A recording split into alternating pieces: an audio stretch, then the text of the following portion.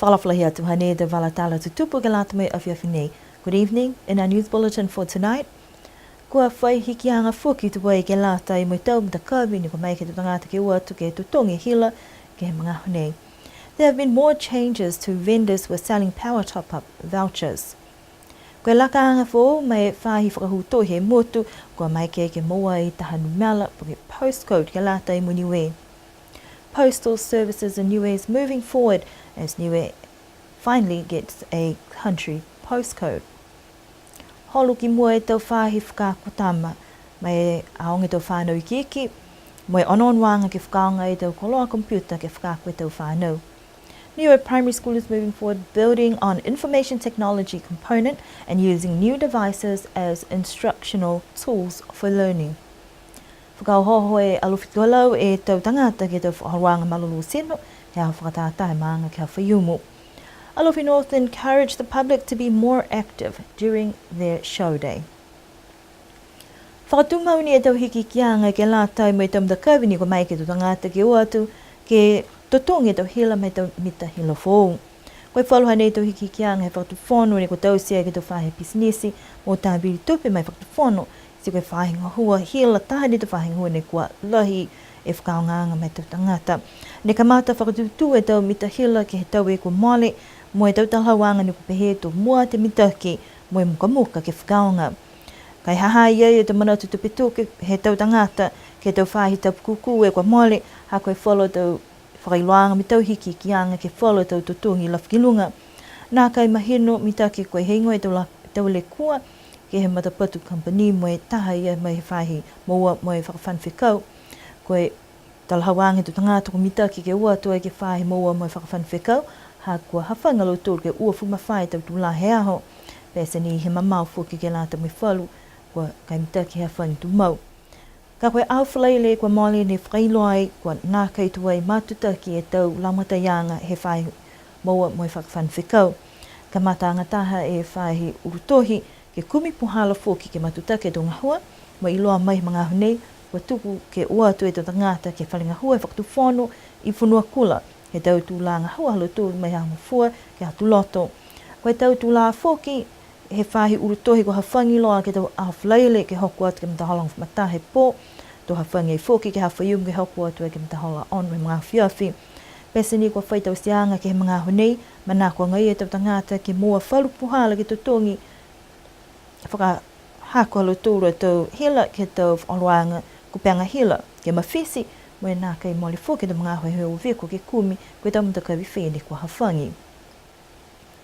The power top-up vendor saga continues to leave customers somewhat perplexed over a system that was meant to make power usage more efficient.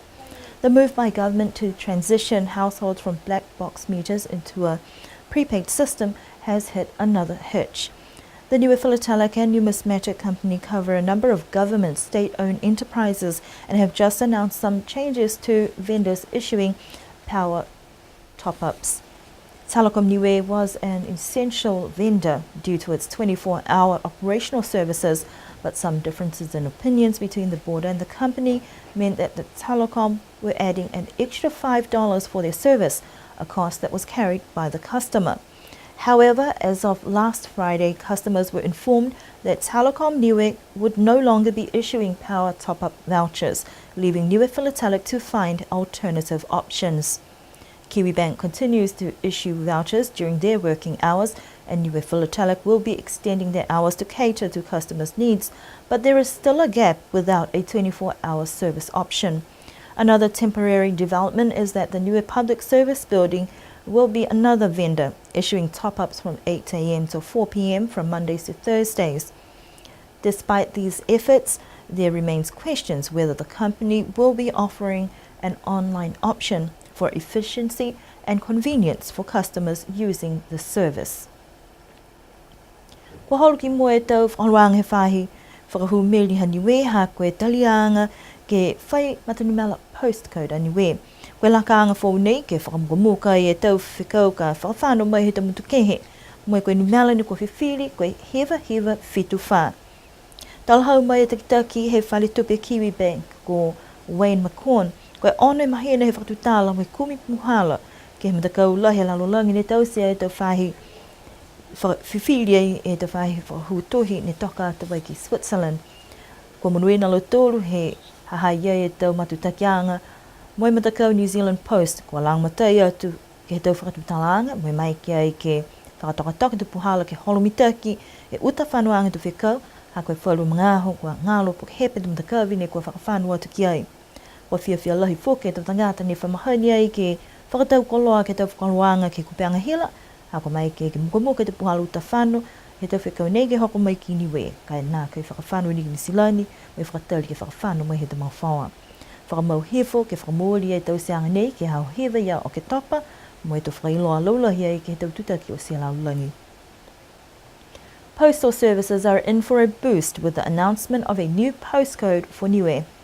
The process has taken half a year of negotiations and discussions with the Universal Postal Union in Switzerland that coordinates postal policies among member nations in addition to the worldwide postal system. This will be the first time the postcode will be used, and Niue Post has selected 9974, 74 being the year that Niue became self-governing. Niue has opted to go for a country postcode rather than an area code because it only has one postal service. Many online shoppers are reveling at this announcement that will make ordering goods online a lot easier. In the past, parcels and mail have been misposted or sent to other countries by mistake before reaching Niue. The Universal Postal Union will make the official announcement of Niue's postcode once it has been launched and will be loaded into their database for members to be aware of. The new postcode will be launched on the 9th of October, and that also coincides with World Post Day. Niue Post is also working with counterparts in New Zealand to develop a special first day cover stamp for this historical event.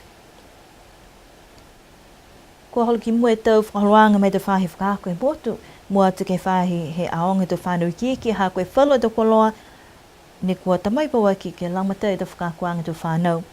Kua puhala mai he te whakatupeanga he NZ8, mai tau lamata ki te whahi whakaako ne whakaonga e tau lākau kompiuta.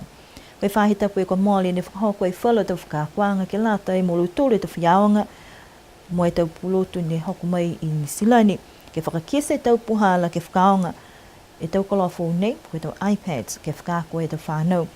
Hongu fulu e iPad ne kua whakatau ai, ke mai ke tau whānau, mo e tau whiaonga ke whakaonga, kai haa iei tau whakatokaanga, ke whakamau hefo e tau mangaho ne kua manaku ai, ke whakaonga mai tau ngahua aonga. Ne whakamama mai e Susie Wells, koe tahana walaha nei he tau whahi whakako, ke whakaholu ki mua e tau puhala whakako alo tōru, me whakaonga tau koloa he waha, ke hawhangi atu fō ki whalu puhala ke mōa e tau whakakoanga mai tau whānau. Tō tālanga I fōki tā palana ngahua ke mai ki ai ke kisia koe tau whakaroanga whewhe pōki ne kua mai ke whaholo ki mua e mita ke tau ngahuaonga hahai ai e tau puipuianga ne kua whakatokai, whakamahauni ke tau koloa nei ke lātango e tau hui whakako tau whānau. Wea noanoanga tau whai koloa fōki ka tamai tau ngahi mua ke lala whia tuai ke tau whakaroanga nei.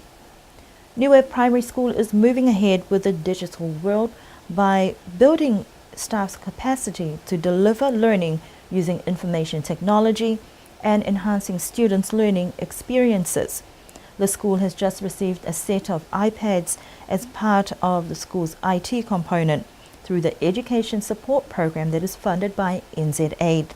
Last week there was training with an expert from New Zealand specifically for teachers on ways they can use these devices as instructional tools for learning.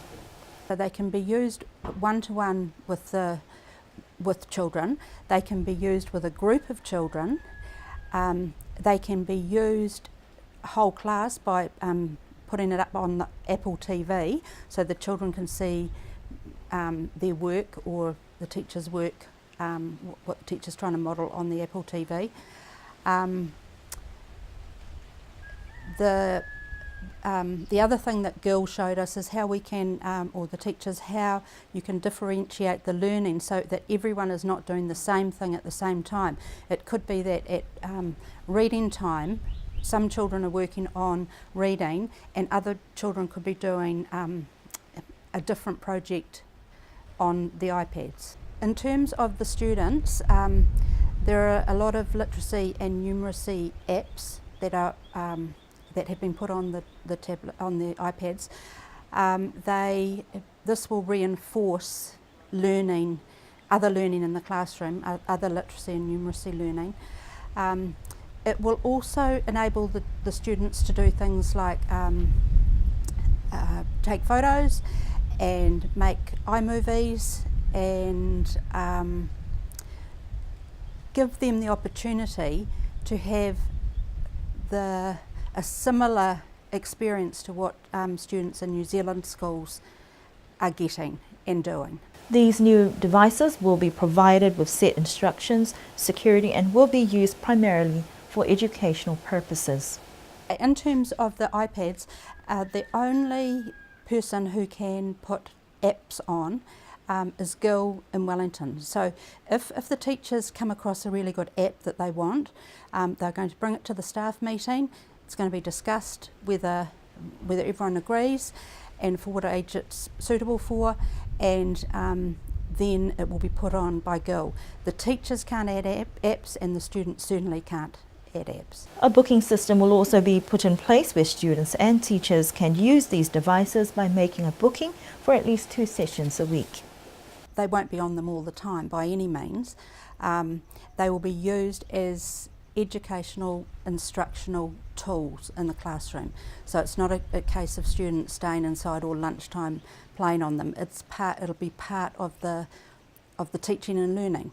The other thing that Gil has been doing with us was helping us or guiding us to create a digital strategy for both schools, and this was recommended to us when ERO, the Education Review Office, came last March, that we had to put one of these in place. So what that does is tells us what we would expect a child to be doing and learning at different benchmarks across their schooling. More devices will be brought in, but the decision on what types of devices will probably be included in the school's digital strategy yet to be developed to capitalize on the use of digital technology to reinforce learning. Tolong da tangata ni ko hokwa te ki pliasi ke latwa afata he manga ko aluftu ke lau ke hokio ki hata pue ko mole.